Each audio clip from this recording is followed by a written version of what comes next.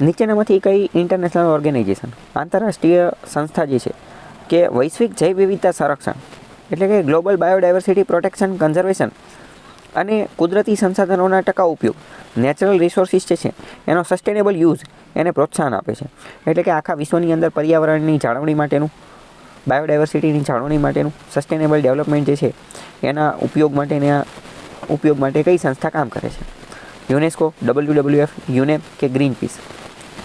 હવે એક રીતે જોઈએ તો આમાં પણ ઓપ્શનમાં વાંધો છે. ચલો, યુનેસ્કો તો જવાબ નહીં આવે. યુનેસ્કો શું છે? તો કે United Nations Educational Scientific Cultural Organization. તો એક રીતે આ તો અહીંયા ઈ આપેલો છે, એટલે કે ઈ એટલે કે એજ્યુકેશન ઉપર, એસ એટલે કે સાયન્ટિફિક ઉપર અને સી એટલે કે કલ્ચર, એની ઉપર કામ કરે છે. તો યુનેસ્કો જવાબ નહીં આવશે. આનો જવાબ છે WWF, world wide fund for nature. બીજી વાત કરીએ કે યુનેપ, યુનાઇટેડ નેશન્સ એન્વાયરમેન્ટ પ્રોગ્રામ. હકીકતમાં એ પણ આ બધા ઉપર તો કામ કરે જ છે, પણ એ ખાસ કરીને સસ્ટેનેબલ ડેવલપમેન્ટ ઉપર ને એની ઉપર વધારે કામ કરે છે. બીજી વાત કરીએ ગ્રીનપીસ. ગ્રીનપીસ એની માટેનું કામ કરે જ છે, પણ હકીકતમાં ગ્રીનપીસ એક NGO છે અને એક રીતની પ્રાઇવેટ બોડી ટાઈપ છે, પ્રાઇવેટ બોડી NGO ટાઈપ છે, એટલે એ જવાબ નથી. તો આ બધાની અંદર એક રીતે જોઈએ તો વધારે યોગ્ય જવાબ WWF છે. યુનેપ પણ જવાબ છે જ તે, પણ WWF, world wide fund for nature, એ થોડો વધારે યોગ્ય જવાબ છે. એના વિશે થોડી વાત કરી લઈએ. આ WWF શું છે? તો એક રીતે વિશ્વની સૌથી મોટી અને સૌથી જાણીતી એન્વાયરમેન્ટલ ઓર્ગેનાઇઝેશન છે, આખા વૈશ્વિક લેવલે કામ કરે છે. એનો મુખ્ય ઉદ્દેશ્ય જે છે બાયોડાયવર્સિટીના કન્ઝર્વેશનનું છે, એન્વાયરમેન્ટ, ઇકોલોજી, પર્યાવરણ એના સંરક્ષણ માટેનું છે, સસ્ટેનેબલ ડેવલપમેન્ટ કરવાનું છે, ટકાઉ ઉપયોગ કરવાનો છે. એવું ન થાય કે બધા કુદરતી સંસાધનોનો ઉપયોગ આપણી પેઢી જ કરી નાખે ને આવનારા પાસે કંઈ બચે જ નહીં. તો કે ટકાઉ ઉપયોગ કરવાનો છે, પર્યાવરણ પ્રત્યે જાગૃતિ ફેલાવવાની એવું બધું છે. વાત કરીએ આની સ્થાપના 1961માં થયેલી હતી. આનું હેડક્વાર્ટર સ્વિટ્ઝરલેન્ડના ગ્લાન્ડ શહેરની અંદર આવેલું છે અને આનું પ્રતીક જે છે એ જાયન્ટ પાંડા છે. મોસ્ટ ઇમ્પોર્ટન્ટ એનું હેડક્વાર્ટર અને એની સ્થાપના જે છે એ પૂછાઈ શકે છે. વન્ય જીવો જે છે અને પ્રજાતિઓ એના રક્ષણનું કામ કરે છે. સમુદ્ર, જંગલ, નદી એ બધાનું સંરક્ષણ કરવાનું કામ કરે છે. કાર્બન એમિશન, કાર્બન ઉત્સર્જન ઘટાડવા માટેના પગલાં ભરે છે.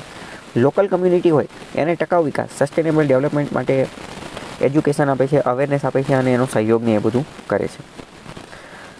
તો એ WWFની વાત થઈ ગઈ. યુનેસ્કો શું છે? તો યુનેસ્કો તો વાત કરીએ તો એ તમે ફૂલ ફોર્મ ઉપરથી સમજી શકો કે United Nations Education Scientific Cultural Organization. તો એ તો એજ્યુકેશન, શિક્ષણ, સાયન્ટિફિક, વિજ્ઞાન અને કલ્ચર, સંસ્કૃતિ ઉપર કામ કરે છે. એન્વાયરમેન્ટમાં એનું એટલું બધું યોગદાન છે નહીં.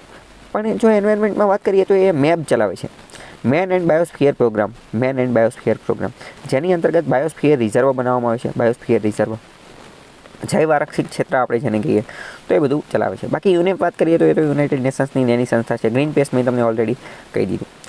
વાત કરીએ WWFના અત્યંત મહત્ત્વના અમુક પ્રોગ્રામ્સ છે, તો એ પ્રોગ્રામ તમને ખબર હોય છે. World wide fund for nature, એનો એક અત્યંત મહત્ત્વનો પ્રોગ્રામ છે અર્થ અવર. આ બહુ સારું ઇનિશિયેટિવ છે. અર્થ અવર શું છે? અર્થ એટલે પૃથ્વી, અવર એટલે કલાક. તો કે આ WWF દ્વારા એક એવો દિવસ નક્કી કરવામાં આવે છે અને એમાં એવું કહેવામાં આવે છે કે આખા વિશ્વના બધા જ દેશ છે એ ભેગા થઈ અને 1 કલાક વીજળીનો ઉપયોગ નહીં કરે, લાઇટો બધી બંધ રાખશે. 1 કલાક માટે વીજળી જે છે બંધ કરી નાખશે. તમને એવું લાગે તો શું બધાએ આખી દુનિયામાં બધે બંધ કરી નાખે? તો કે ના, બધે ના બંધ કરે, પણ અમુક મેઇન જગ્યા હોય, સરકારી જગ્યાને એવું બધું હોય, એ બધી જગ્યાએ અમુક મેઇન જગ્યાએ બંધ કરે.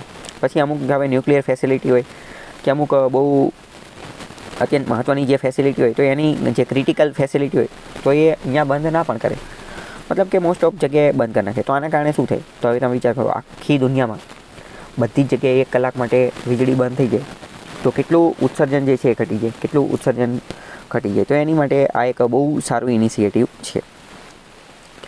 તો અર્થ અવર ઇનિશિયેટિવ કોનું છે? પ્રશ્ન પૂછી જાય તો એ WWFનું છે. બીજી વાત કરીએ લિવિંગ પ્લેનેટ રિપોર્ટ. લિવિંગ એટલે જીવવું, પ્લેનેટ એટલે આપણો ગ્રહ જે છે એની માટેનો રિપોર્ટ દર વર્ષે કે 2-3 વર્ષે રજૂ કરે છે WWF. આ ઉપરાંત પ્રોજેક્ટ ટાઈગર, પ્રોજેક્ટ પાંડા એ બધું ભારત સાથે ભેગા મળી અને ચલાવે છે એ WWF. તો પ્રશ્ન પૂછી જશે અર્થ ઓવરમાં શું કરવામાં આવે છે? અર્થ ઓવર કોની પહેલ છે? તો WWFની. પ્રોજેક્ટ ટાઈગર અને પ્રોજેક્ટ એલિફન્ટમાં ભારતને મદદ પણ કરે છે, તો WWF. બરાબર. તો આવા પ્રશ્ન તમને ખ્યાલ હોવો જોઈએ.